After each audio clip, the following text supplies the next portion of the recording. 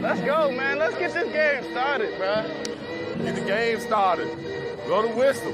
Show the world. Go to that.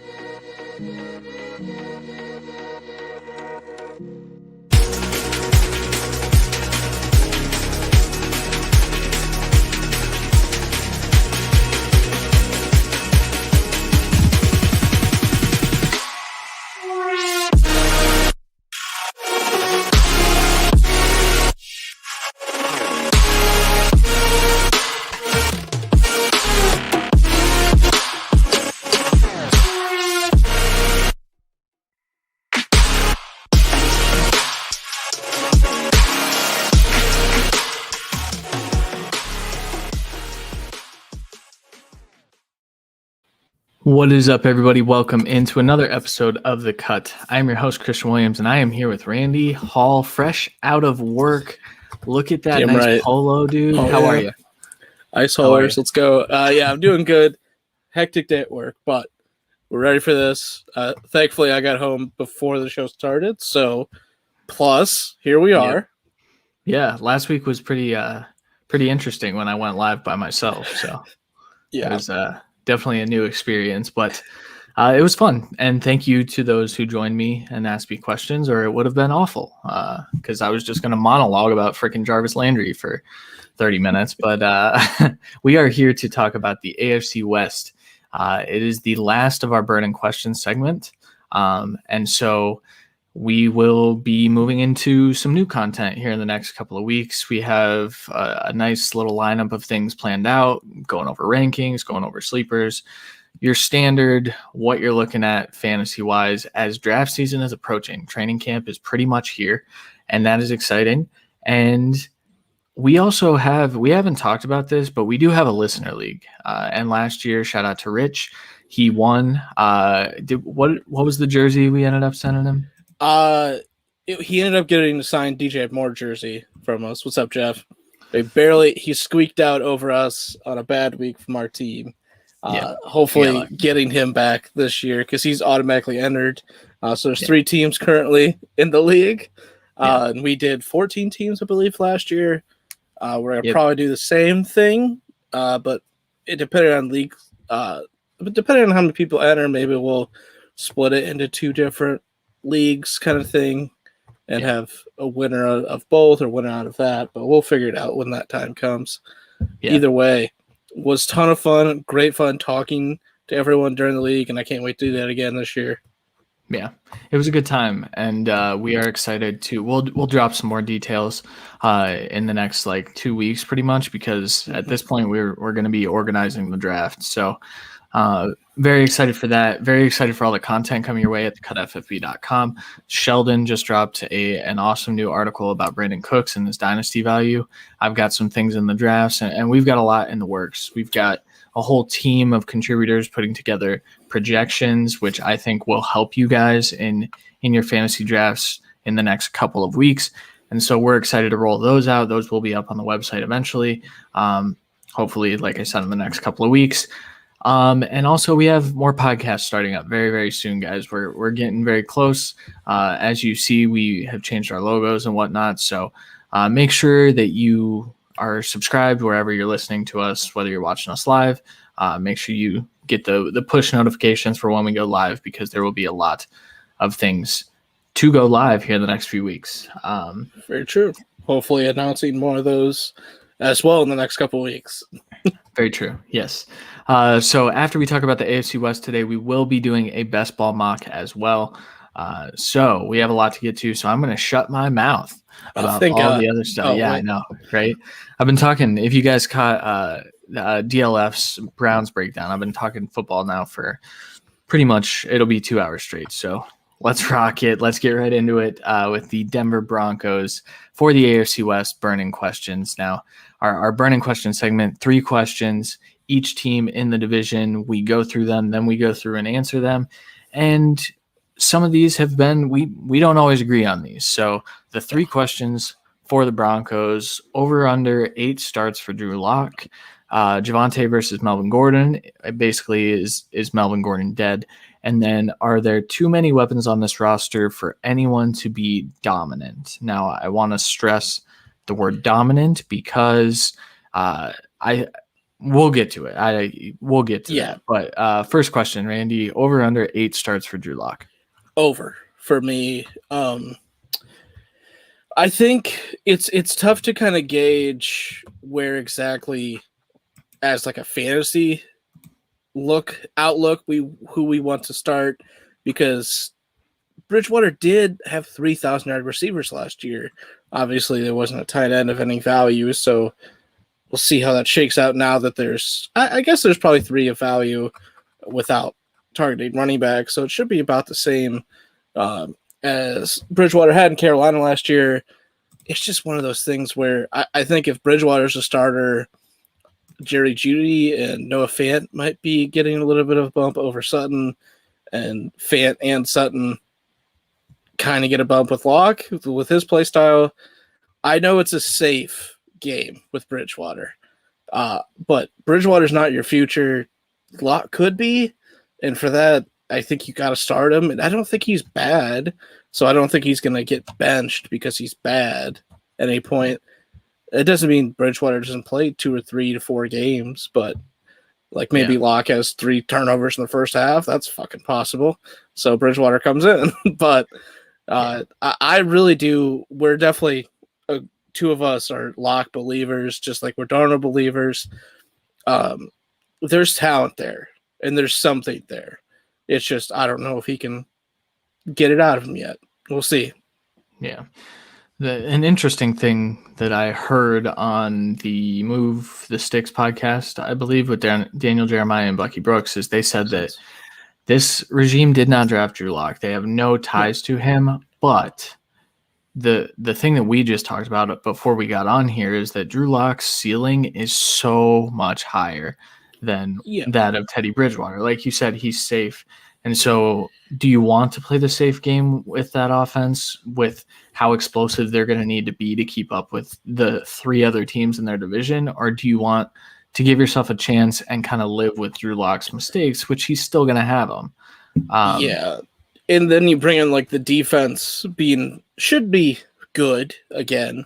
So does that mean you want to go a safe offense? Maybe like the last year of Peyton Manning? Because if you want that, then it's going to be Bridgewater. But if you want a chance for upside with a good defense that can bail you out of situations, that's got to be Lock. I mean, Bridgewater probably had the best year of his career last year, and it was QB like 18. Yeah, I mean, it wasn't great.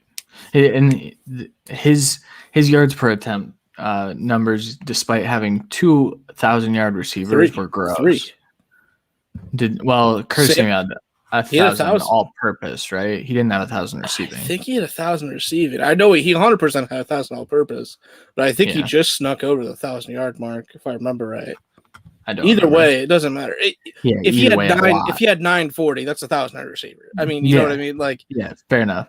Yeah, and so his yards per attempt were down, and Drew Lock's was one of the highest in the league because he does not give a flying fuck when he throws the ball. Hopefully, he gives more this year, and he's good. All right, number 2, Javonte versus Melvin. This has been kind of a hot topic here on the Twitter, on the Bird app lately, and a lot of people are still behind Melvin Gordon, especially for the cost of acquisition at this point. Javonte is being drafted higher than Melvin Gordon with the assumption that he will take over the backfield. Randy, how do you see that playing out? I mean, I think that's how it plays out, but it's getting to the point with ADP that we're in the wrong. So Javonte is now at the early 5th, I believe, and almost in the 4th round in ADP. That's kind of too rich for my blood. That's kind of what his ceiling will be if it is a split backfield, because it will be a split backfield, because neither of these backs can actually support a full workload, in my opinion, right now. I think Javonte is definitely more close to being able to do that, but I think he's going to need a full year before he's kind of that like 60% guy. I just think he needs to be there. And let's be honest, both are adequate to good pass catchers. Both are good in between the tackles. So one's just got fresh legs in comparison to the other. I think if they're both there, Javonte wins the split. I have it right now 47 to 30 or to 43% in a split with Mike Boone kind of taking out the rest of the RB touches because he will work in at times. I'm sure the RB3 always fucking does. But the thing is, Javonte is up to where he's probably not a value anymore in ADP, and Melvin's fallen off a cliff to where he's an enormous value at this point. Especially on some sites, he's getting basically to the point where he's getting picked behind handcuffs, and he's not a handcuff. I mean, he's a 1B or in this situation. So, and especially early on, he might be the 1A. I mean, obviously, Javonte's the only one there, so he's getting all the praise right now. When Gordon shows up, he knows the offense all the way. I mean, yeah, and I think, I said by week 4 or 5, Javonte will take over, and I do believe that. I think he will get most of the share after that. Completely agree. I think we both kind of, as we were talking through our projections, and we checked each other's after we did them, I think we both kind of made that assumption, like after the first few weeks, week 4, week 5, week 6, Javonte will slowly start to get more of the touches. And I went with the belief that Javonte would start getting more of the rushing touches before he ended up getting passing work as the season kind of went on, and Gordon would just take over that role for the first middle of the season. So it's going to be a weird dichotomy there. I think there's a great chance that Gordon's gone, especially this. We know this is the first training camp we've had in over a year, first preseason kind of. So don't be shocked if there's an injury somewhere and Gordon gets asked to come in for a trade for a 5th or 6th round instead of someone signing Todd Gurley, Lev Bell, guys on the last, Adrian Peterson, guys on literally their last leg. Gordon's not to that point. I don't want the disrespect to get to that point yet. No. And that's the main thing. This is a guy that you draft and then you can flip him for something valuable because you're going to need to monitor it in the season because the shift is going to be gradual, I think. I think you're going to see Javonte get maybe 10 touches week 1 and then 12 week 2 and then 13. Yeah. And you're going to see that play out where you can say, okay, time to cut ties with Melvin Gordon, even if he's productive for me. Yeah. Honestly, we're going to do a best ball mock later. I think both these running backs are tremendous best ball picks, especially Javonte, depending on where he's going. If his ADP is still 6th round there, that's perfect. 7th round, perfect. But Gordon is definitely falling off a cliff, and he's someone I am thinking about grabbing as we get closer to the season. For sure. All right. Third question. Are there too many weapons on the Denver Broncos roster for one to stand out as a very dominant wide receiver, tight end, running back, whatever? Randy, what do you think? Well, 2, 3, 4, 5, 6, 7, 8, 9, 10. Okay, so Noah Fant's my tight end 10. So that's lower than he finished last year. But that's obviously with the addition of Kyle Pitts in the rankings and the return of Courtland Sutton. So I don't think it really deters what he does. I think he finishes kind of what he did last year, target share wise and all that. So for him, I think he's still a tight end 1. I don't think it affects him at all having this many weapons. Now, I don't think I have Courtland Sutton as the number 1 receiver in the offense. I think that's very deservedly so. I have him as wide receiver 19. So that's not dominant. That's not a high-end wide receiver 2. It's not a low-end wide receiver 1. It's kind of like a back-end, middle wide receiver 2. So for that question for wide receiver, I'm going to go no, but it's close. And this is points per game. I don't have my actual total point rankings on the sheet right here, but because of that, and Jerry Jeudy's pretty far down, and it's not disrespect.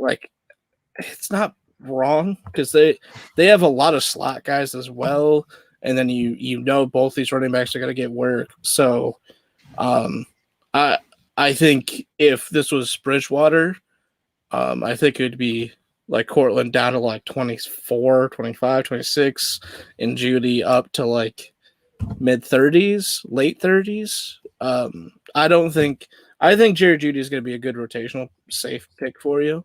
But I have them around Tyler Boyd, Laviska Shenault.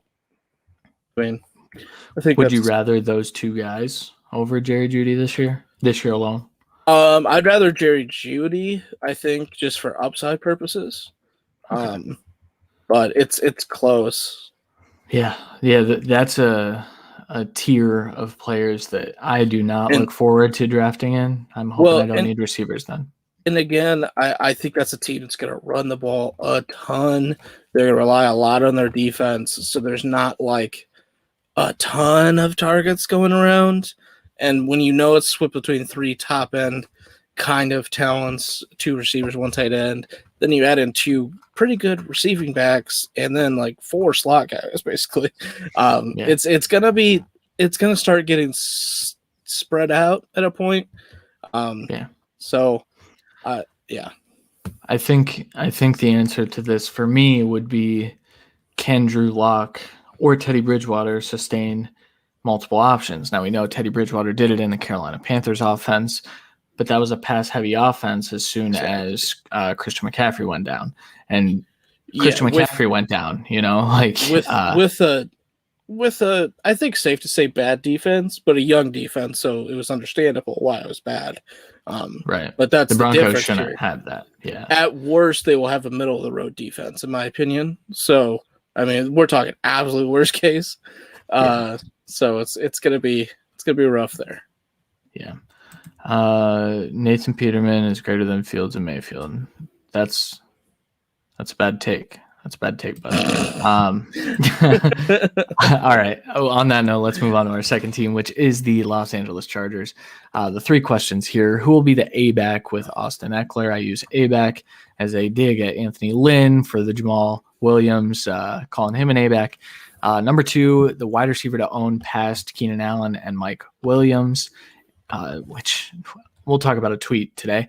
And then are the Chargers a playoff team? Just a very simple yes, no question. Number 1, Randy, who will be the A-back with Austin Ekeler? Side note, do you think there's a chance Austin Ekeler is his own A-back? I think me and you both have Austin Ekeler like ultra high up this year. For the split back next to him, basically, I have it still as somewhat of a committee between Kelly and Jackson. I don't think Roundtree fully works it unless these 2 fully disappoint. At least this year. I mean, he could get a couple touches. I just think this is going to be the majority. I do have Kelly out touching and getting more touchdowns of the 2, though. So I guess that's who I'd have to guess. I think. But, I mean, I think clearly – I mean, I have Ekeler very high. I am getting like 190 carries. Yeah. I mean, what? 1, 2, 3, 4, 5. He's your RB5? He's my RB5. He's my RB5 as well. So we're on the same page with Austin Ekeler. I have Austin Ekeler getting almost 300 touches this year. And the reason I have that happening is because of the new scheme. I think that Austin Ekeler, we've seen, I know you don't want to put a ton of stock into workout videos, right? Or workout pictures, whatever. Austin Ekeler has been beefing up for the last 2 years with the anticipation of hopefully getting a workhorse role. I don't have it projected that way. I think the Chargers are going to run a lot of plays. And so, yeah, I think that's the biggest thing. I have him at 270 touches, and I thought, I mean, that I don't think that's high, and I have him at 11 touchdowns, which that's the biggest thing I think people are not going to understand. Is just like Waller last year, where we knew he was due for super, like, just good, positive touchdown progression.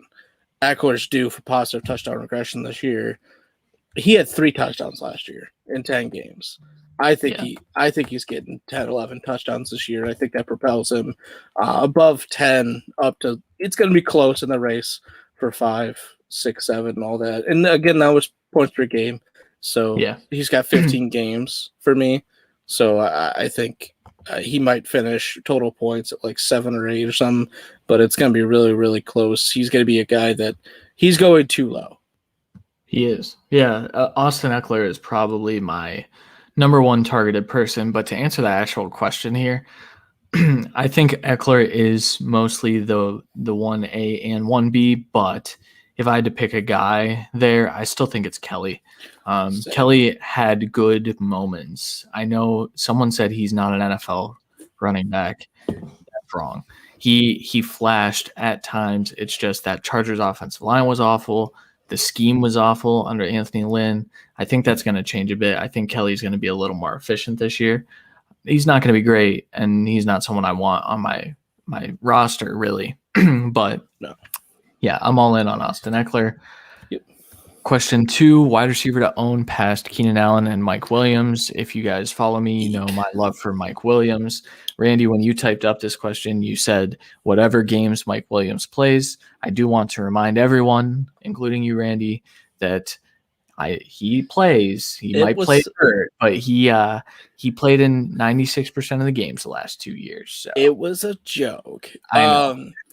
Mainly for me, this is kind of a cop-out. So I'm going to go Guyton of the 3 options of him, Palmer, and Tyron Johnson. But it's kind of a cop-out because I think it's going to kind of be split between the 3. I'm not sure any of them break out next to those 2 because I just have Allen and Williams absolutely killing it and Ekeler killing it. And I think Jared Cook being pretty good. So between all that, I just don't see only one getting a run. I see those 3 rotating in as a wide receiver 3. I see them getting spot starts with Allen being banged up with an ankle or Williams hurting his shoulder because he made the most ridiculous catch and didn't catch his body because that's what he does while he gets a touchdown over 3 guys. It's just going to happen. and because of that, I think that's why I lean Guyton, because if Williams misses 2 games, Guyton is going to be the guy that takes on that role over Palmer and Johnson. So yeah. It's very slight. I have him less catches than Palmer, but more yards and another touchdown. Yeah.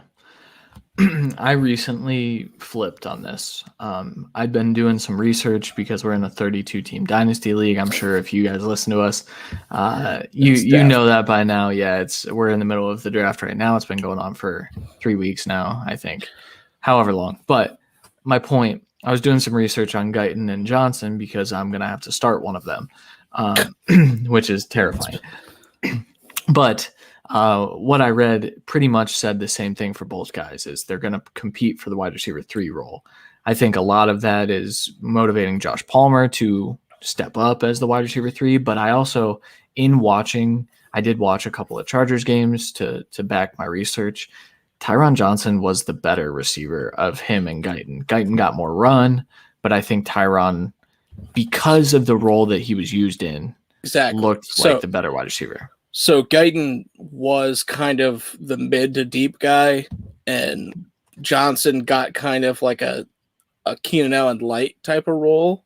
So he got more work. For me, now that I'm looking at it, I have Guyton playing 17, Johnson with 15, and Palmer only in 12 games.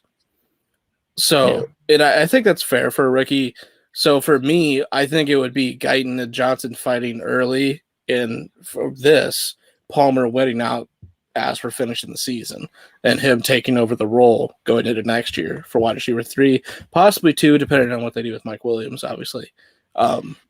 Probably 2. So that's kind of how I view Palmer. Is he's the Mike Williams replacement that might not get on the field a ton this year.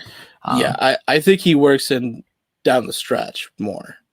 Yeah, I think he's kind of spot plays the first 4 or 5 games. Yeah, and hopefully Keenan Allen and Mike Williams stay healthy. Because I have him relatively healthy. Me too. It's hard if people get banged up every year. The odds are they're going to miss a game, and it's just going to happen. And Well, and you also, I mean, you've got teams stretching out for 17 games now, and so they're going to be a little more cautious. Exactly. The playoff run is longer. All right, third question. Pretty simple. Are the Chargers a playoff team with the roster they currently have today? Again, we'll get to our record predictions. I have to keep saying that as we go through these burning question shows. I'm going no. I think there's a lot of hype. As good as this defense could be, I still think there's plenty of question marks there, especially health-wise. And I think we're both super high in this offense because we don't see them being up 20 points in most games.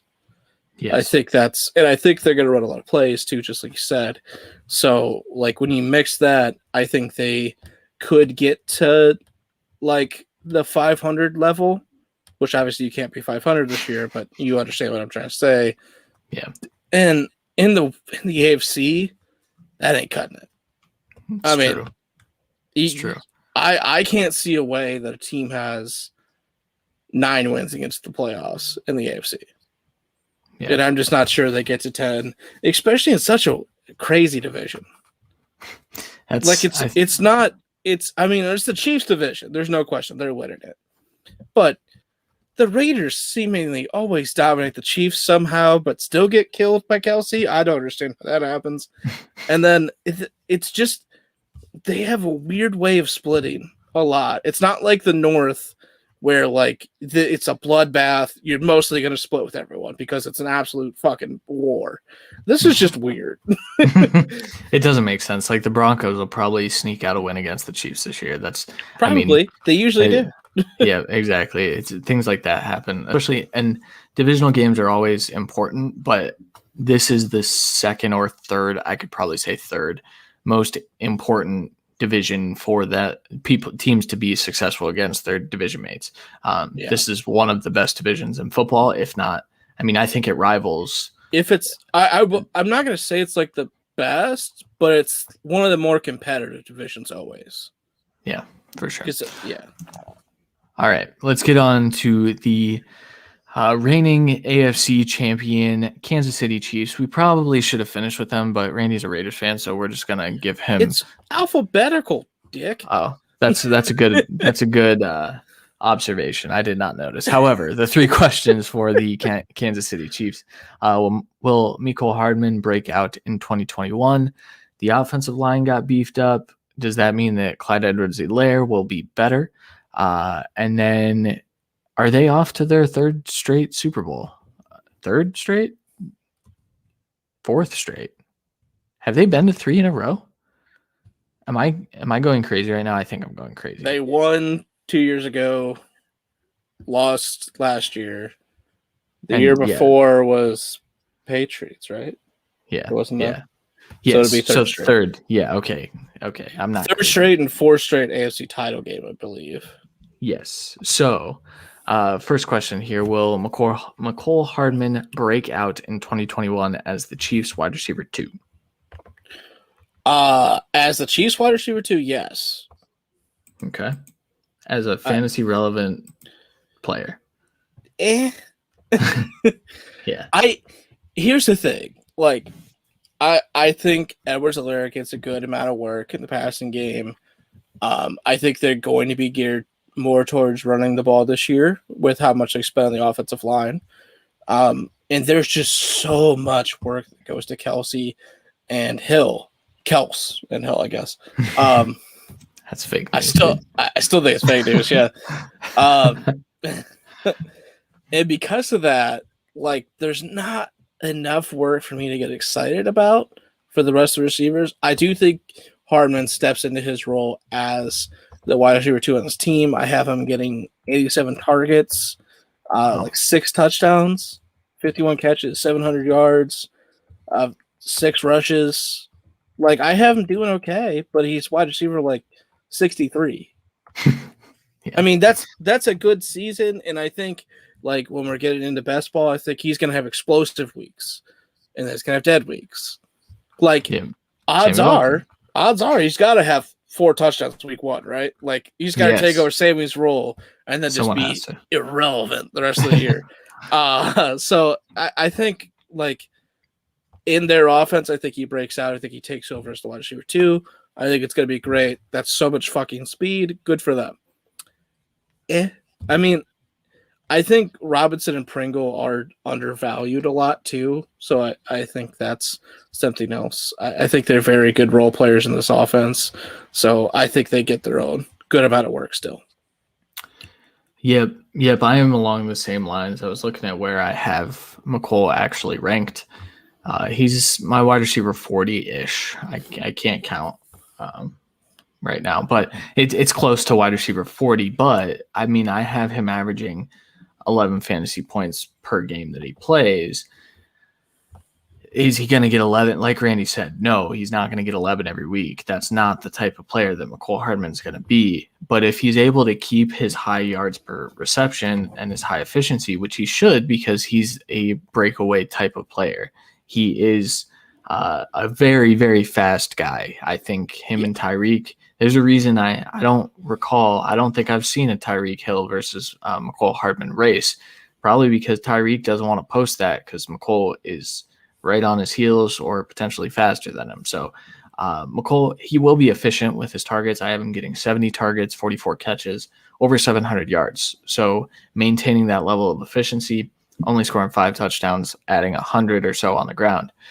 That's great. That's awesome for the Chiefs. They need him to do that. And if he doesn't do that, which guy is going to step up? My money would be on Pringle at this point. I don't know, though, because I think Robinson was probably the more reliable guy until later in the season when he started dropping things. And that even extended into the playoffs. And so people want to make Cornell Powell a thing and call him a monster. He's a 6 foot flat guy that couldn't dominate in college and didn't really have great tape until his last year. So I don't really think that Cornell Powell is much, but yeah, Hardman for fantasy is not ideal. Yeah, I have Powell getting 8 catches, so yeah, I'm not worried about him. Fair. But yeah, and Pringle and Robinson should provide some fantasy weeks. Draft them nowhere because you're never going to know which weeks. All right. Question number 2, offensive line beefed up, and that's an understatement. They went out and they added like 77 different offensive linemen. They have guys returning from opt-outs. And so the easy assumption would be that Clyde Edwards-Helaire gets a bump, right, Randy? Yeah. Well, and he's a rookie last year. He only played 13 games as well. Without a real offseason to learn the offense and get ready. I think it's without a doubt he gets a bump. He finished RB 22, I think, last year. I have him as RB 14 this year. And I think it's a clear jump up. I have him getting like 270 touches. So I think he gets a workhorse role with Williams and Thompson mixing in, obviously. But I think Clyde gets a lot of use this year because I think they do after the AFC or the Super Bowl debacle. I think they realize they need to be able to run the ball and they can't just have a so-so offensive line and depend on Mahomes to bail them out of every situation because that's how he gets hurt. I mean, that's what happened last year, and I think Clyde kind of saves them. And they're still going to be explosive on offense in the passing game. Don't get me wrong; everyone's going to be killing it. I just think Clyde. I don't think he finishes probably what he was like drafted at last year. But RB 14 is very, very good. That means you have a lot of RB1 weeks. I just think there's 17 games this year. I think it's going to be a fucking competition. Yeah. I mean, I have him down as RB 12, and I have him down for over 300 touches. Yeah. That sounds crazy for a guy with his stature, I understand, and a guy that already was banged up in 2020, but what an odd year to be a rookie. We threw it out there heading into 2020, and then we just kind of ignored it because everything seemed normal. after a certain amount of time, but it was a tough year to be a rookie, especially learning an offense as complex as the Chiefs. There was a reason that Darrell Williams saw the field and Lev Bell and, all these guys, probably because they have operated in that offense before or something like that. Clyde was still learning. I think Clyde just takes over. Shout out to Kevin. I know he thinks that Clyde is not good, and he wasn't compared to the running backs that got drafted after him. He wasn't, but in the Chiefs offense, he is, right? And see, I always think people need to, we do this, you need to have a switch between when you're scouting, when you're looking at Devy, and when the draft happens. Because, clearly, you had Javonte as RB1. Najee got the best landing spot by far. Najee's the RB1. There's no question of the draft class. That's just how that works. Now, I think we both had Clyde still as, the RB2-ish after landing spots with because he's not better than Dobbins or Swift, in my opinion. No. And he's not better than Taylor. So it's just Taylor and Edwards got tremendous landing spots where Swift has a shit team and Dobbins doesn't get the workload of those two. So it's this workload, this team, they're going to be heading games. They're going to be running the ball, unlike the Chargers. I mean, it's all spells good things for Clyde. Yeah, for sure. All right, last question on the Chiefs before we quickly get into the Las Vegas Raiders. Are the Chiefs going to their third Super Bowl in a row? No. And again, we will get to this. But as of now, man, the AFC is stacked. It is going to be a bloodbath in the playoffs. It's going to be a bloodbath in the season, especially in divisions like this in the North. I just strictly because they're ahead of the Bills and Browns, who are the step behind because they haven't gone to the Super Bowl. They don't have that pedigree. They don't have a championship. They're right below. And then the Titans are kind of there too. There's so many teams in the AFC that could dominate and could beat them. Dolphins, Steelers, Ravens. You go through. Obviously, the AFC South, they're one, maybe two teams in the playoffs. But the North, three are probably getting in. It's going to be hard to not have three in again. This division, if they somehow only have one, it's because the other three just beat the shit out of each other besides the Chiefs, and they just cost each other like they did last year. With, I believe, the Raiders losing 2 straight divisional games to end the year. No, they lost to the Dolphins, and then they lost to the Broncos, I believe. So it's just one of those things. That's going to happen. I just have, as of now, I'm just going to say no because I don't know who's winning the AFC right now. I just talked about the Browns. I said I think they're going to the Super Bowl. And I said I won't pick them to win the Super Bowl because on paper, and I just talked with DJ Jarvis about this on Twitter. On paper, the Browns have a better roster than the Kansas City Chiefs. On paper, you can argue that the Bills have a better roster than the Chiefs. But to your point, neither of those teams have gotten over the hump. And so we need to see it, obviously, but gut reaction, 3 straight is tough. So no. Go Browns. Go Browns. Sorry. All right. Las Vegas Raiders, 3 questions. How much work will Kenyan Drake get? Will he kill Josh Jacobs? Which wide receiver, with parentheses on S, because I don't know really what to do with these wide receivers. We just talked about that in our contributors Discord. And then lastly, is Derek Carr as a QB1 finish? Is it possible that he would finish as a quarterback 1 in 2021? Randy, the first question, how much work will Kenyan Drake get? A good amount. I have it as 170 touches and 7 touchdowns, I want to say. I mean, that's a good workload for a running back. For me, Jacobs is superior at the goal line by far, in my opinion. Not that Drake's bad by any means. He's good, but Jacobs is just superior. Drake is superior in the passing game. I don't think there's a question there. So we'll see how this truly breaks out. My thing is, like, Jacobs is falling down boards. He's never gotten like 30 touches a game. Like, what are we saying? Like, he gets 16 touches a game and he kills with it. And I think he does that again. Will it be to the same degree? Maybe not, but last year we were discussing him being possibly a top 10 back. I think we should discuss him as an RB2 at a high end of sorts, but it's going to be close. It's just I think we're over the deep end with him, and that's the problem I have. Yeah, Jacobs is my RB23. I do have Kenyan Drake getting almost 180. 180 touches. I think mine was like 174 or something. It's close. Yeah. But the thing is what's his face did that last year. He's obviously super relevant. A split between Richard and Booker did that last year. Javonte Booker. Yeah. And so I think they got Drake.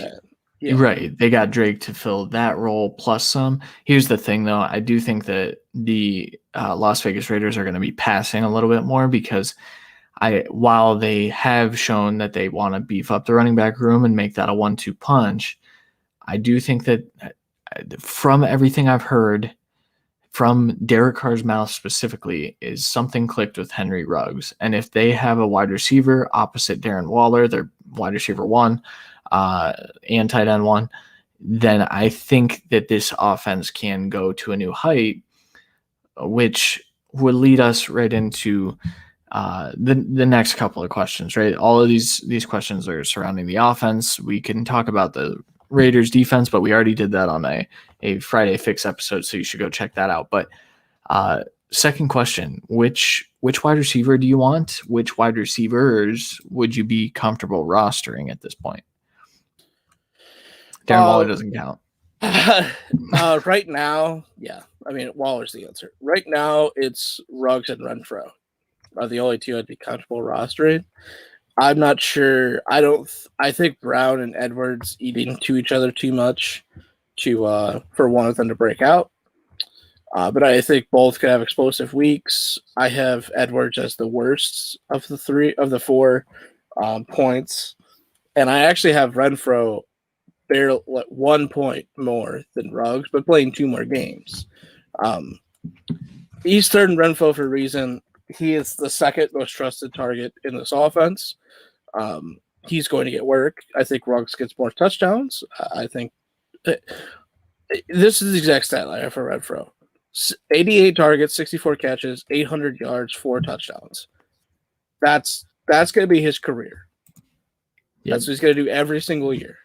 He's never going to be the wide receiver 1. He's not going to be like that dominant. Of course, we have to say it like this. He's not going to be Edelman or Welker to where they're like a possible wide receiver 1, but he's going to be a solid upside of like a wide receiver 3 or team and a consistent one at that.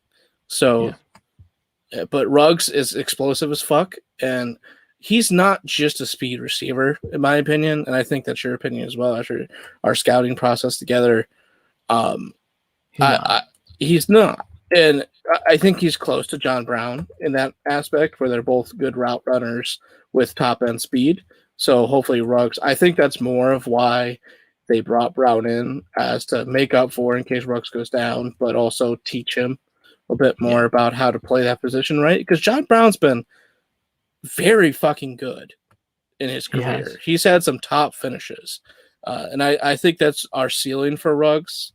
I don't think the ceiling is like the draft comp of like Tyreek Hill bullshit, but just because he's fast. But he's going to be a good high upside guy for you. And the rest I can't get behind. And it's because they're going to run the ball a good amount. And then Waller's just getting a dick ton of target. Like, I am getting 139, so like a little bit less than last year. And that's only because I think there's actually 4 receivers that are going to get work, probably 5. And then you have an actual receiving back. So I think he gets barely less work. But, oh my God, he's so good. I have him down for 161 targets. I have him going up because, like I said, I don't blame you. I think Vegas does want to throw the ball more. An interesting cog in this machine would be John Brown. I don't think he has relevance unless one of those guys goes down. But Bryan Edwards was already down. Henry Ruggs was already down. I still have faith that Bryan Edwards can be something. I just don't think it happens in year 2. I think you're along the same lines. And with Renfrow, it's not a guy that I want to roster. It's a guy that I'll spot start if I need someone. I have him at around 10 points per game, a little under. And so that's not something like that's a decent floor play. It's definitely a guy that if I need a cheap option in DFS this year, I'm going to look for the guys like Hunter Renfrow or the wide receivers in this room because, like I said, I think won't they will. Bust.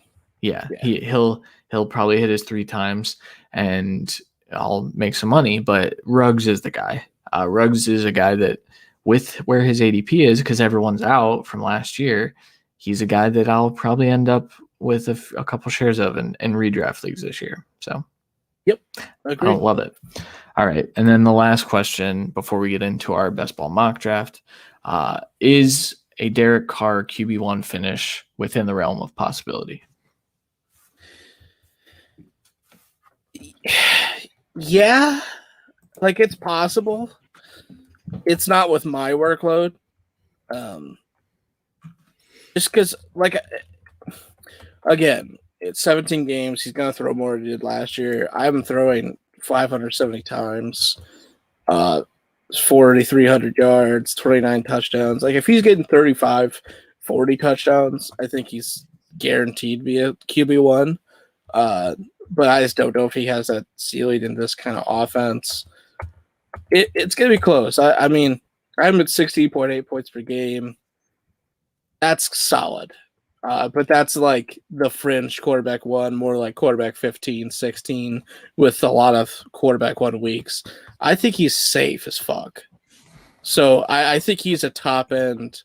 Like, if you're in Superflex, and we've talked about this for like Scott Fishbowl and stuff, like, he's a guy I need as my quarterback too, because he's never gonna fuck up for you.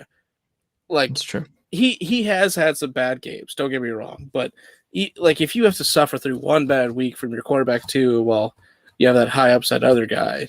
That's perfect. But like I said, unless he's getting at least 35 touchdowns, I don't see it, and I don't even have him getting 30. So yeah, 32 total right now. But I mean passing. Yeah, I have him at quarterback 19 right now, but that's in points per game, so that's the only one that would probably be behind would be Trey Lance. So quarterback 18 in total points. That's, I mean, he's a high floor, potentially high ceiling guy, but mostly just that high floor. I'm with you. That it's a QB2 in Superflex leagues that I am very comfortable with. Very similar to a guy like Baker Mayfield and Kirk Cousins. Like, those are the guys that I would target because people throw them to the side in favor of shiny new toys. Like, I don't have ADP pulled up, but it's a real thing. You can get these guys at incredible values. I would rather have like Stafford and Baker, but it's close. Just because I think those two have higher touchdown upside. But it's because they're more efficient offenses. I mean, that's the other thing. Just like the Chargers, I think the Raiders are an average team with, if a few things go right, if the wide receivers develop, if the line's somewhat even resembling to what it was last year through those injuries, I think they could be playoff caliber team again. The defense can only get better. So, I mean, they were basically worst in the league by the end of it. They even stopped being able to stop the run. So, and that's the other thing why Carr has a chance to finish top 12 because, I mean, they're going to be throwing the ball. They're going to be having to pass in games, and they'll still be running it. Don't get me wrong, but they're going to need to move the ball all game. It's going to be rare where they're up 20 points. Yeah. All right. That'll do it for our burning question segment. All in all, and that was a really fun segment. I think that'll be an annual thing where we kind of walk through and then I do want to talk through some actual training camp battles and whatnot, but yeah, that was actually, instead of the best ball mock, that was planned to be today's show, but seeing as how training camps don't even start till a couple days from now, it seemed like there's no point to do it today. Yeah, we'll probably do that next week as a teaser. But before we get into our best ball mock, just a quick word from our sponsors.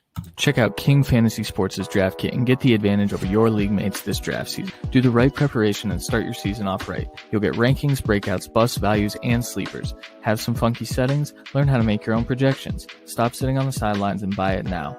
Use our promo code THECUT to get an additional 10% off. We're talking $10 to get everything you need in your arsenal to not just compete, but dominate. Check out the link in the description of this podcast episode. Experience a new way to play daily fantasy sports and esports on Thrive Fantasy. Thrive's game concept revolves around player props, which are simple over-unders on player stats. There are contests for traditional sports including the NFL, NBA, MLB, PGA, and cricket, as well as esports titles including CSGO, Dota 2, League of Legends, and more coming soon. Here's how to play. Choose your lineup of over-unders for top-tier athletes that have the biggest impact on the game. Each prop has a fantasy point total based on how likely it is to hit. The more points a selection is worth, the riskier it is. Rack up the most points and win a share of the prize pool. Thrive is awarded over $2 million in cash, so come and prop up today.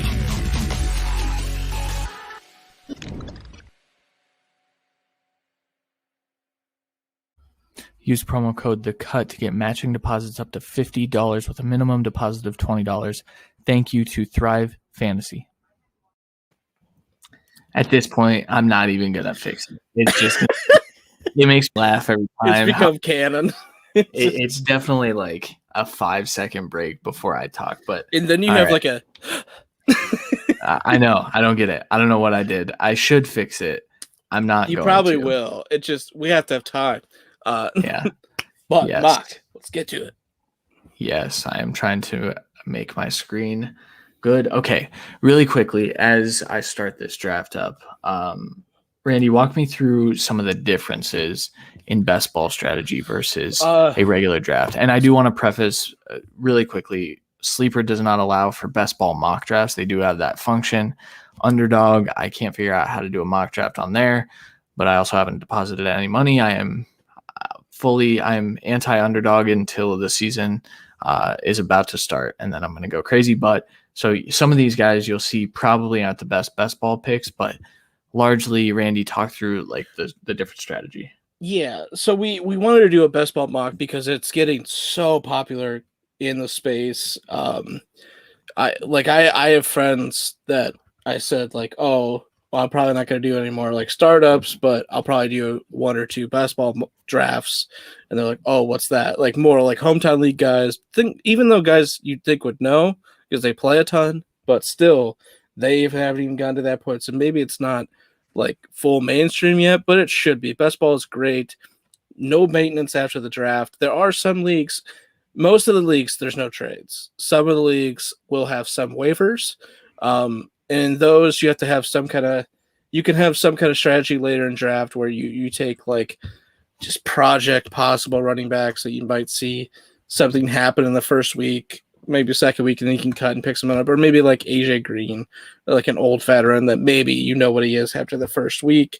What happened in this draft, by the way? Yep. That's why I made a weird face. So the first 3 picks off the board, Randy is picking at 104, and I'm picking at the 110. First 3 picks off the board for those who are audio only and cannot see this: Alvin Kamara, Dalvin Cook, Jonathan Taylor. This is a redraft PPR. One quarterback. Single quarterback. I will point out, for those that don't know what best ball is, it's you draft a team, and then every week it automatically, after the games have been played and as the games are going on, obviously, it automatically sets your best lineup, basically by points for the week. And that's how it goes. And that's your matchup. Sometimes just total points in the league. There's no like record. It's total points throughout this whole season. Some are matchup based and win-loss based, obviously. But either way, it's fun. You get to just draft, which is kind of like one of the best parts of fantasy football. And then you pretty much just forget about it, especially if there's no waivers. It's literally just you drafted, that's it. And that means later on, once you still draft early like you normally would, and for the most part like you normally would for any redraft league. And that's kind of the biggest thing is as you get past like the first like 6, 7 rounds, 8 rounds, you want to pretty much zero in on those guys that aren't like the safe guys, like maybe like Hunter Renfrow. You want the high upside. You want Henry Ruggs. You want Paris Campbell. You want guys that can possibly give you Will Fuller, guys that might give you a 30-point week and then give you zeros the rest of the time. But that 30-point week could be worth everything. So that's kind of the huge difference. I'm obviously going CMC at 4 here. That's not even a fucking question. Yeah, this was not ideal. So after you, Derrick Henry, Ezekiel Elliott, Saquon Barkley, Tyreek Hill, Travis Kelce. So now, I don't know. Okay, best ball. I think we just talked about this guy. It's Austin Ekeler for me. I know I just talked on the DLF podcast about how Nick Chubb is a good pick. Matt Waldman spoke about how he's probably the safer pick. In best ball, I'll take the guy who I think is just going to dominate this. Yeah, for sure. And then I'm going to follow that up with, okay, so after me, Nick Chubb, DK Metcalf, Stephon Diggs, Devontae Adams, which left me with a nice slew of running backs to choose from. Cam Akers, if you saw my rankings, you'll know that I am not high on him. Joe Mixon is probably a good play here. And it's probably where I'm going to go. Nope, I'm going to take DeAndre Swift. I am going to start with the riskiest backfield in Austin Ekeler and DeAndre Swift. That's a follow your rankings more than your heart, and I appreciate that a lot. Yep.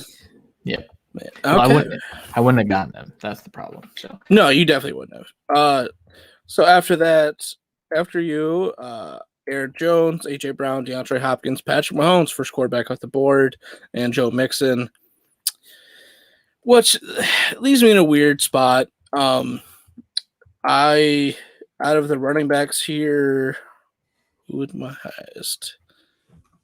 God, it looks like Antonio Gibson.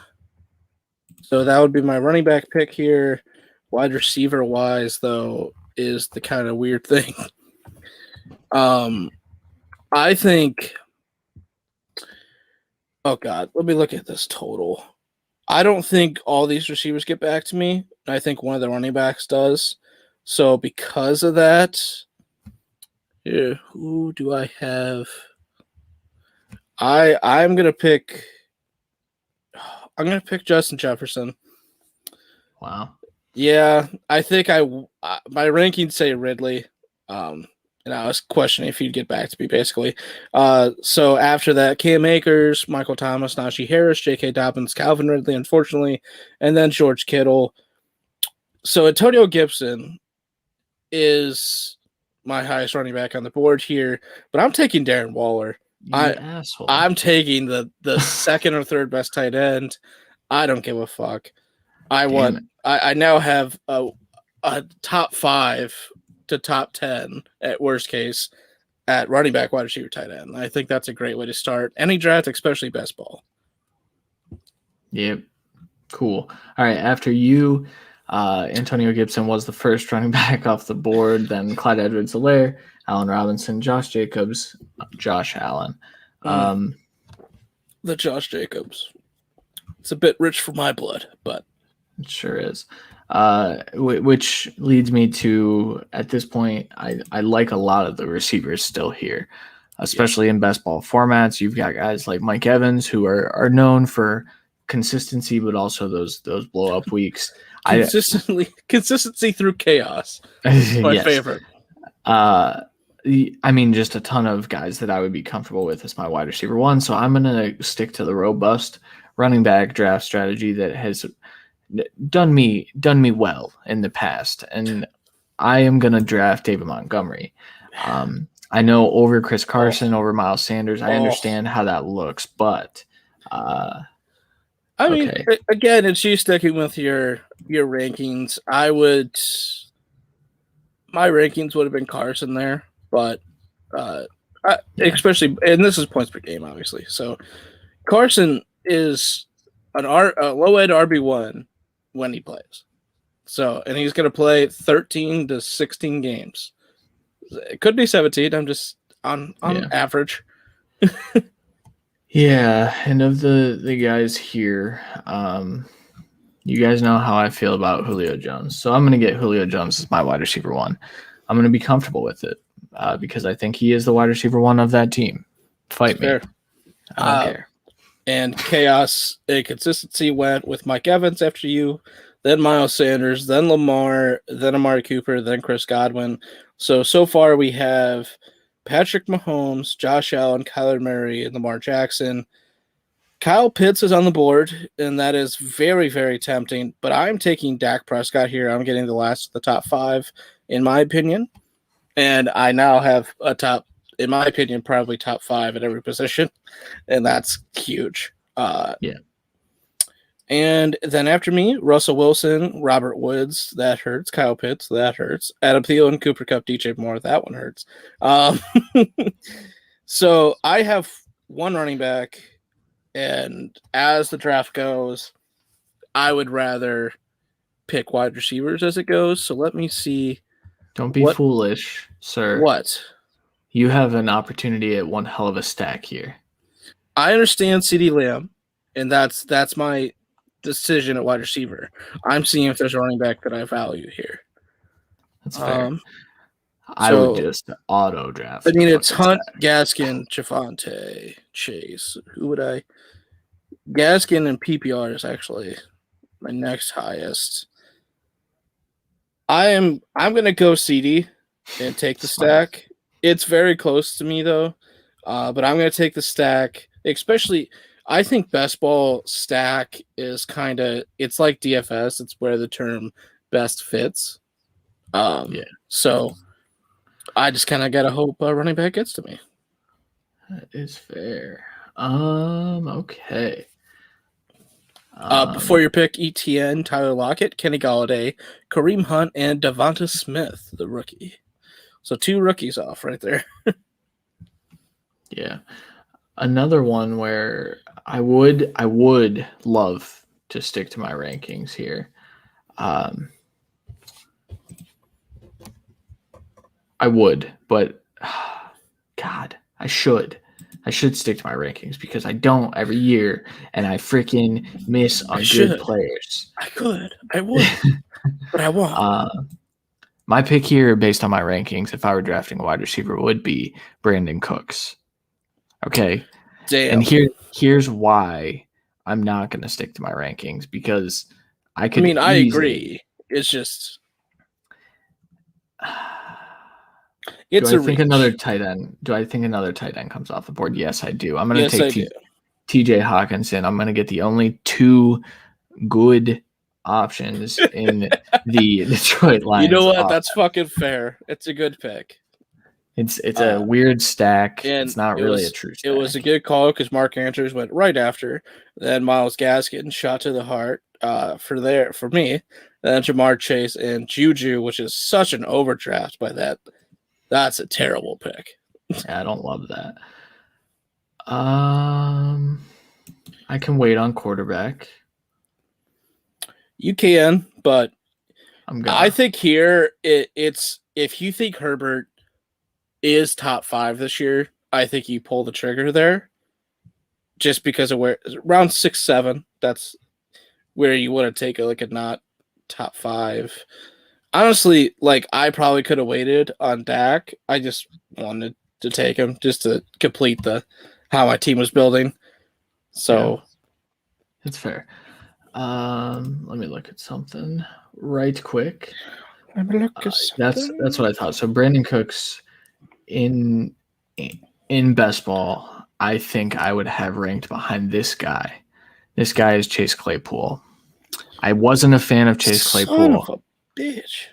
I really wasn't as a prospect. I missed because Chase Claypool is going to be very, very good. I think he's their wide receiver 1 this year. And so you took who you believe is their wide receiver 1. By far. He's easy the wide receiver 1. That's Deontay Johnson. He's consistent. He's good. He's beautiful. That's who I pick. In between my pick and your pick, by the way, Javonte Williams, James Robinson, Brandon Ayuk, DJ Chark, and Justin Herbert. Then after you, Melvin Gordon, unfortunately, Odell Beckham, T. Higgins, Chase Edmonds, Cortland Sutton, Kenyan Drake, your backup. Yeah, the Chase Edmonds and Javonte really fucking hurt because there's not like here. It's either Mostert or Ronald Jones, or you wait, and I'm gonna wait.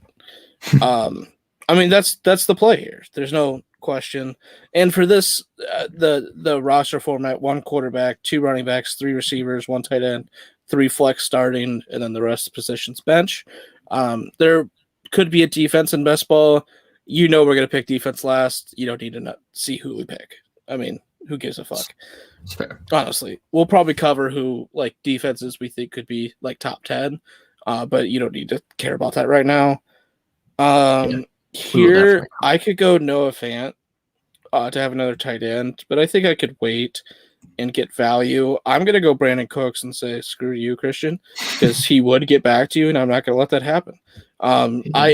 Me and you are super high on Brandon Cooks, and it's kind of like a who the fuck else, but also he's a guy like when he's played, like last year, I think he still he got it, or he's close to 1,000 yards last year. Yeah, he got 1,000 yards last year. Basically, when he's played and been healthy, almost every year he's gotten 1,000 yards and killed it. Like, yeah.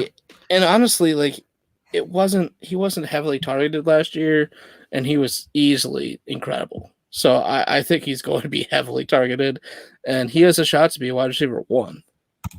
Yeah. So all right. I'm upset because after you, Leonard Fournette, Noah Fant, Jerry Jeudy, Dallas Goedert, Raheem Mostert, and that's why I'm upset, because I think Raheem Mostert in the 7th round is a really, really good value, especially best ball. Especially in best ball. So I selected Will Fuller, the king of best ball. Yeah, the reason best ball was invented. Will Fuller, right. Everybody. Robbie Anderson, Mike Gesicki, Ronald Jones. God, just fucking rip my heart out. Yeah, the running backs. There's no point. I'm fucked. Yeah, and I'm gonna take one point here. You're a cock. Take your quarterback, you bitch.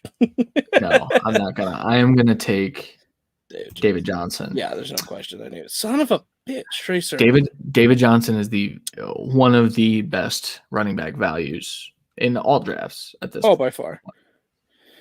I'm taking Mike Davis. I'm not even questioning it. He's my RB2. I have the Panthers backfield from last year. I mean, this team's good. This is an anchor RB draft.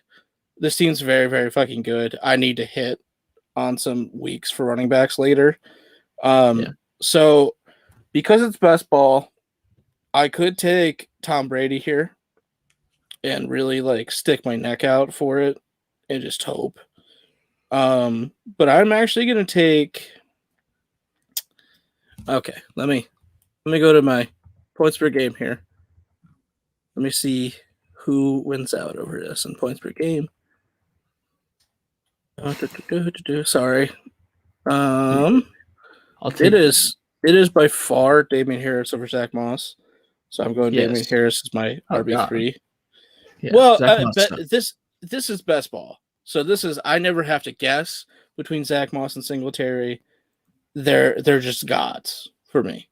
If one of them pays out, that's why I think Moss is built for best ball, and built for ball blast for that matter. So we'll see how that all works out. But I needed an RB3, so I think the wide receivers there or a second quarterback was better, but that's what happens. Did we say Marquise Brown and Rodgers and them all went?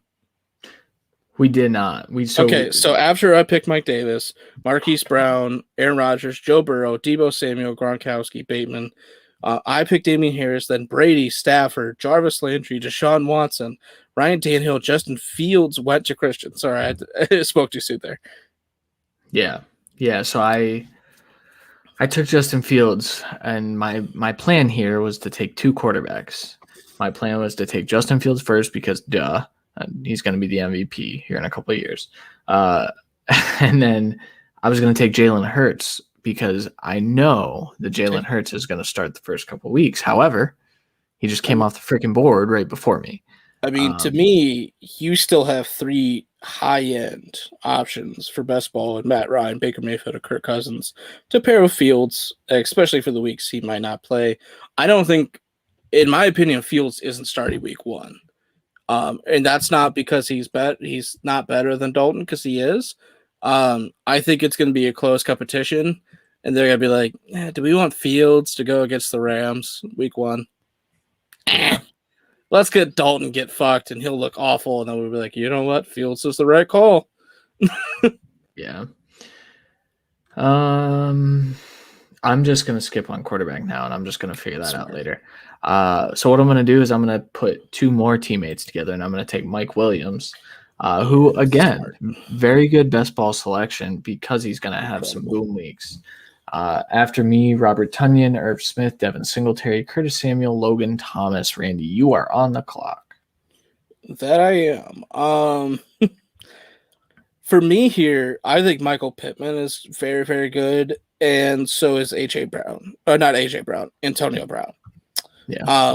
A.J. Brown here would be good. A.J. Brown would be incredible value. And then probably Hines be the next best. I mean, wide receiver, once you get into round like 9, 10, it's so much better than running back. But an enormous difference because you're only in handcuff territory at this point. So it's really a question. I have 2 receivers for the week 7 bye, so I want safety with floor and a high upside, so it's Pittman here for me. Antonio Brown goes right after, of course he does. A.J. Dillon, Michael Gallup, Hunter Henry, Gus Edwards, and Matt Ryan. So I don't know about you, but for me, it would be Hines. 22. Hines, Mooney, Pollard, and Ruggs are probably like the high upside plays here. I'm getting my quarterback 2 in Trey Lance. I think him or Baker are the only ones left that have QB1 potential. Baker obviously with touchdown upside, Lance with playing early. I think he has QB1 potential once he plays with the rushing floor. So now I have, in my opinion, I have a guaranteed top 10 quarterback every week. Yep. Good analysis. I was too busy pouting because Darnell Mooney came off the fucking board the pick before me. So after you, Devontae Parker, Nyheim Hines, who I would have selected, didn't think he'd make it back. Tyler Higbee, Elijah Moore, Darnell freaking Mooney. Are you freaking kidding me? Frick. Frick. And so at this point, I'm going to go, ooh. I'm going to go, ooh. Yeah. I scared my dog when I flipped out about Darnell Mooney. Sorry, Coda. Yeah. Draft Colt Beasley. No. It's a real shot I'm in the going to dark take there. Oh, sorry. Yeah. There's no shots. I took Rondale Moore. And the reason I took Rondale Moore is because I have him as my wide receiver 2 out of the rookies. At this point, I think he's going to thrive in the Cliff Kingsbury high school offense.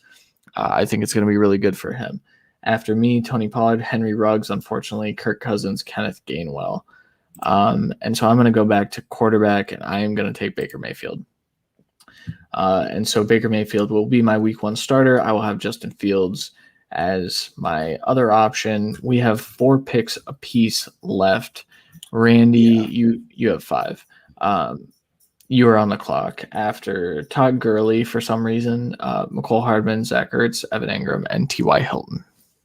Yep. I am going to take Jonnu Smith just to get a second tight end that I think could have tight end 1 weeks to pair with my elite tight end.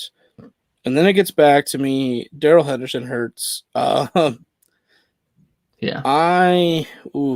Let me see. I need to unstar some of my guys so that when our league mates are watching, they can't see the guys that I have starred because this is from all of my leagues. Like it just stars them across the board. Yeah. So there's one guy here that I think is wide receiver one of his team, and that's Jacoby Myers. That's who I'm taking. You're a bastard. Yeah, I know he's not getting back to me, so that's why I did it. By the way, after Johnny O'Monder, St. Brown, Austin Hooper, Darrell Henderson, Nelson Aguilar, J.D. McKissick, Marvin Jones, I think Henderson and Aguilar would have been questions, as well as St. Brown. So after me, Gage was another question for me. He's off the board. Cole Beasley, Jamal Williams, who was another one for me.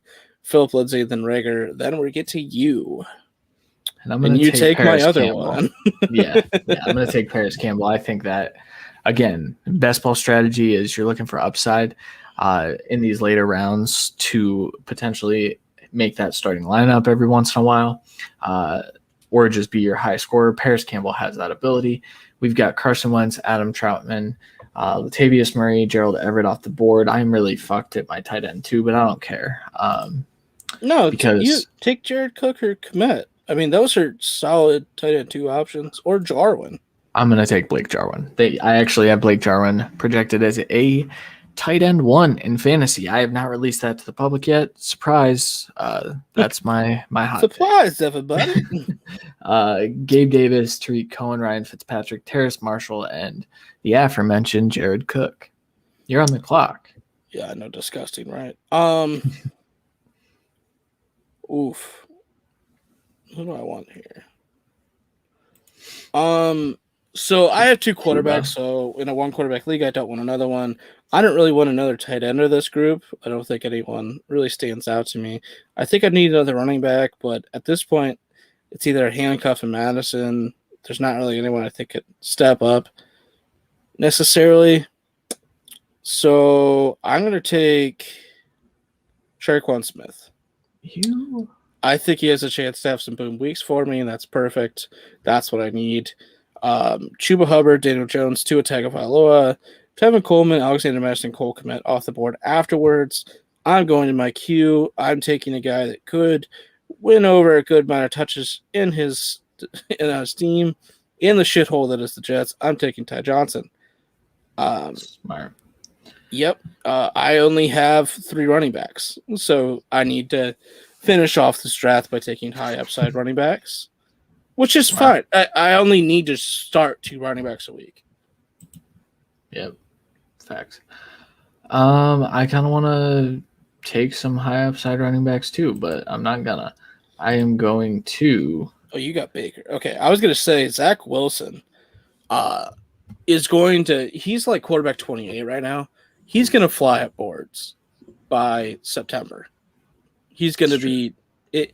People right now still don't want to touch the Jets, but especially in like redraft from best ball, like a guy that's not going to lose his job and he'll start every single week, no matter what. Zach Wilson, that's good. And sure, you're going to have some shit, but you can have gold in that as well, especially in best ball.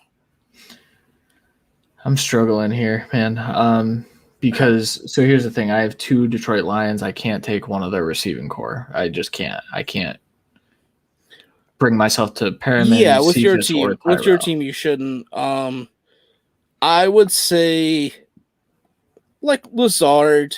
That's kind of is a good one. I think John Brown, Van Jefferson is a good shout for boom weeks. Mims, Amari Rogers as well. MVS is made for this shit. Slayton. I think those are good. All good wide receiver options, in my opinion. And you're not digging deep in the well. And if you're not sure that Jefferson can win out that deep threat role because of Deshaun Jackson, take Deshaun Jackson for his 4 games. I don't care. Yeah, fair. I'm going to take Gio Bernard. You're a bitch. Good God. My whole queue just goes out the board. Look at that. Gio Bernard, James White, Rashad Penny. my computer's being really slow. Javian Hawkins and Stephon Ahmed. That sucks for you, not me. I'm good. Fuck you, bro. I think here I am going to take Allen Lazard. And the reason I'll take Allen Lazard is because he was in the middle of a breakout year, essentially, before he got hurt. And so I think that can continue. I don't love my last 3 picks, but here we are. I think Lazard, day one, is their wide receiver, too. Can Amari Rodgers eventually take over that role because he's like a slot, different kind of receiver? Probably. But it's not going to be MVS. MVS is going to have 1-2 touchdown game. But after you, Marlon Mack, Van Jefferson, Darrell Williams, Mark Ingram, Elijah Mitchell, that works out for me. I think Zach Wilson would be an incredible pick here. I think Derek Carr would be an incredible pick here. The Lions receivers are pretty good, but I have 1, 2, 3, 4, 5, 6, 7 receivers. I'm not picking a receiver. I'm picking Wayne Gallman. Smart. Elijah Mitchell went right before. This is best ball, man. And with the way the fucking 49ers running back situation works, give me just one of them. Just one of them. They'll give me 1 or 2 weeks I care about. Yeah. I love my roster, man. I think this is going to convince me to invest in some underdog fantasy. I love your roster a little more, though. I do too. I went with the anchor RB strategy we talked about, I believe, last episode. I'll quickly run down mine quick. Dak Prescott, CMC, Mike Davis, Justin Jefferson, CeeDee Lamb, Deontay Johnson. Oh my God. Darren Waller. Gross. Brandon Cooks, Damian Harris, Michael Pittman, Trey Lance, Jonnu Smith, Jacoby Myers. A lot of Patriots I've now seen. Traquan Smith, Ty Johnson, and Wayne Gallman. I mean, again, I think McCaffrey, gold. Mike Davis, safe. So as long as Harris gives me half the season I can use, and I can get a couple games at a Ty Johnson, Wayne Gallman maybe, and the flex, I think the wide receivers are gold. I think I have 2 wide receiver 1s and 2 guys that are on the fringe of that, and Deontay Johnson and Brandon Cooks, and Michael Pittman's a solid wide receiver 3. Jacoby Myers, probably same thing. Traquan Smith, 1-2 good weeks. I mean, that's incredible. My quarterbacks are probably the best in the league, in my opinion. Yeah. So quickly, my roster: Justin Fields, Austin Ekeler, DeAndre Swift, Julio Jones, Chase Claypool, Will Fuller, TJ Hawkinson, David Montgomery, David Johnson, Mike Williams, Rondale Moore, Baker Mayfield, Paris Campbell, Blake Jarwin, Giovanni Bernard, Allen Lazard. I almost did that with one breath. That would have been impressive. But I read, instead of Gio Bernard, I read all of Giovanni, and I got confused because he is Gio. He is Gio. All right. That roster, I like it, especially for best ball. So like I said, like my running backs in redraft, I'm going to be spending all the time finding that one waiver RB pickup, and I'm probably going to spend a Kittle on it, as the term has been coined at this point, with Kittle's ready to break out that 1 year, or a Waller. You just spend, or a Hawkinson maybe after that 1 week. You just spend fucking everything. You spend 90% of your budget. You take that guy. You take that Nick Chubb after Carlos Hyde gets cut or traded, as it was. And that's how I'm going to win this. And I think I have a great 1-2 punch at running back. And the wide receivers are God tier, tight end God tier, quarterbacks God tier. That's how, like I said, redraft, I have to probably find another RB2, RB3 in that team, but I think it's pretty fucking set. That's one of my favorite teams I've mocked this entire offseason. And that's for redraft, that's for best ball. That team would also be fucking good in Dynasty. So, mine was on the older side, but all right. It's 1 year. You don't need to be young. Yeah, that's true. Yeah. All right, that'll do it for this episode of The Cut. Thank you guys for joining us. If you joined us live, you know where to find us on Twitter, Facebook, or YouTube every Monday night at 10:30. If you did not join us live and you're listening to the podcast, make sure you guys subscribe, and we would very, very much so appreciate any 4 or 5-star review that you could leave us. That would definitely help us out quite a bit. If we're a 1-star podcast, make sure you just DM us and tell us you guys fucking suck. But yeah. And then also, guys, if you're listening on your favorite podcast app and you didn't know that we have a YouTube, go check us out there. All of the videos do upload. They are still there the next day. So we're going to try to pump our YouTube here in the next few weeks. Make sure you guys bookmark thecutffb.com. A lot of good stuff coming out there. Going to have a website overhaul here in the next couple of days. Hopefully, if I can connect with Burke. I said this last week. Yeah, Brandon, do you have anything to add before we I was going to say, so much content coming over the next couple of weeks. Once we get to August, we will be back to 2 shows a week as well. Just like most of these shows, we ramp back up. We will not be going back to 3 shows, but that's only because we have so many new shows coming in. We're just going to be 2 times a week and help them out on the other days. Thank the fucking Lord. But I'm so excited. Again, please bookmark the CutFFB website.com, obviously, because there's so many articles coming out. I've gotten Snapchats from so many people. Our Discord looks insane. If you go on the website and look at the drafts, it looks ridiculous. And that's without me and Christian doing anything. If we write anything, it's going to be even crazier. And then the projections, once they're done, the consensus will be on there. And then we will get back to the weekly rankings once the season gets going. So it is an absolute tool for you guys to use, and you have to have that bookmarked. Yeah, and we have a bigger team of consensus weekly rankers, I think, and so yes, so that's going to be an exciting thing as well. So stay on the lookout, guys. We're very excited for this season. Training camp starts, like I said, in like a week and a half. Browns camp kicks off this week. There's a few that start this week. Yep. Gotcha. Yeah, well, so the Browns kick off next Friday, and that's the one I'll be paying close attention to. I will say I'm so pumped. I have Game Pass again this year, of course, and I'm going to be watching all the preseason games, at least for week 1. Obviously the Bears, because Justin Fields, MVP. Honestly, knowing us, we're going to be watching every single one for a half and then not caring. But yeah, who cares? That's very true. All right. I think that'll do it, though. We will be back live next Monday at 10:30 Eastern on, like I said, Twitter, YouTube, or our Facebook group. Check us out there. For Randy Hall, I am Christian Williams. We will talk to you guys later. Peace.